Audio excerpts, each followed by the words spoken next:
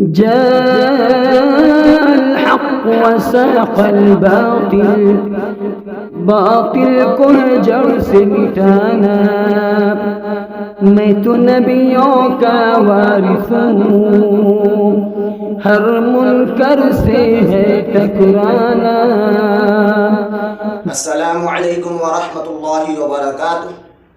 الحمدللہ رب العالمین والصلاة والسلام علی رسولہ الامین والعاقبۃ للمتقین. اما بعد فاعوذ باللہ من الشیطان الرجیم. بسم اللہ الرحمن الرحیم.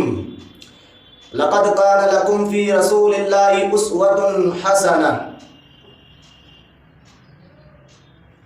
محترم ناظرین، اللہ تبارک و تعالی نے تمام عالم انسانی میں سے صرف ایک وجود کو اکمال و تکمیل راہ نجات کے لیے منتخب فرمایا اور اس ہستی کو تمام اہل کائنات کے لیے اسوہ اور رول ماڈل قرار دیا. اور وہ ہستی امام الاولین والآخرین جناب محمد رسول اللہ صلی اللہ علیہ وسلم کی ہستی ہے.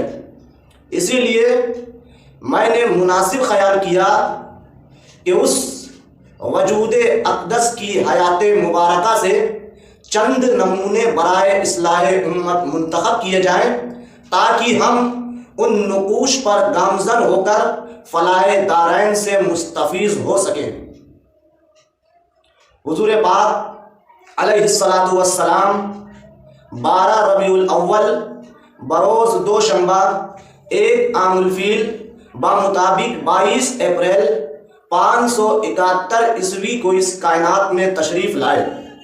قبل از پیدائش آپ کے والد گرامی اس دار فانی سے کوچ کر گئے، چنانچہ آپ کے دادا عبد المطلب نے آپ کی پرورش کی اور آپ کے لیے محمد نام تجویز فرمایا.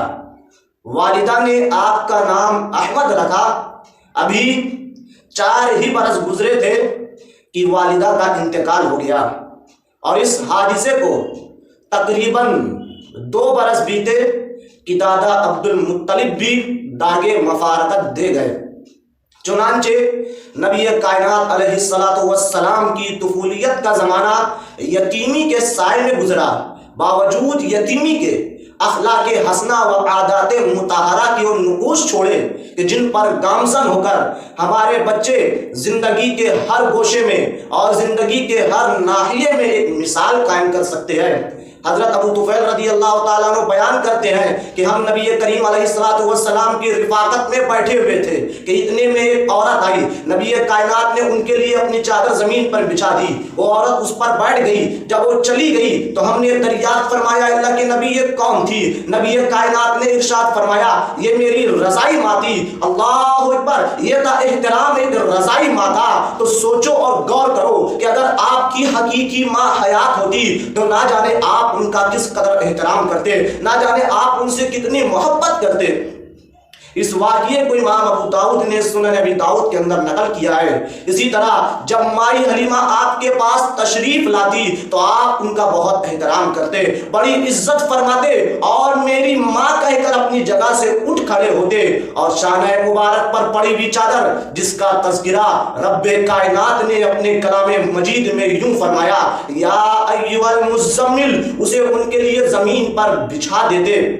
اسی طرح ام ایمن جو آپ کے والد گرامی کی لونڈی تھی، بارہا آپ ان کے گھر تشریف لے جاتے، حال احوال دریافت فرماتے اور کہا کرتے تھے امی بعد امی، یہ میری حقیقی ماں کے بعد دوسری ماں ہے. یہ تو حال تھا سوتیلی ماں سے ادب و احترام کا. حقیقی ماں کی محبت کا نہ پوچھئے.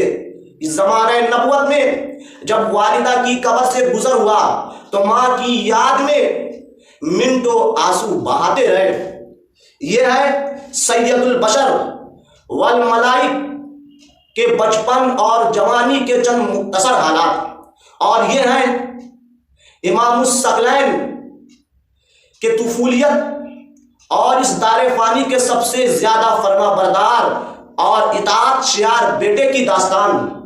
بیٹا ہو بیٹا، کہ جب اس نے محسوس کیا کہ مائی حلیمہ بہت غریب ہے، باوجود ان کے منع کرنے کے مکہ کی گلیوں میں ان کے لیے بکریاں چراتے رہے۔ بیٹا او بیٹا، جس کے اخلاق حسنہ کی گواہی مائی حلیمہ نے یوں دی کہ آپ دیگر بچوں کی طرح شریر نہ تھے، نہ گالیاں بکتے، نہ فضول کھیل کود میں وقت ضائع کرتے، نہ گانا گاتے، نہ سننا پسند فرماتے، نہ کسی سے لڑائی جھگڑا کرتے۔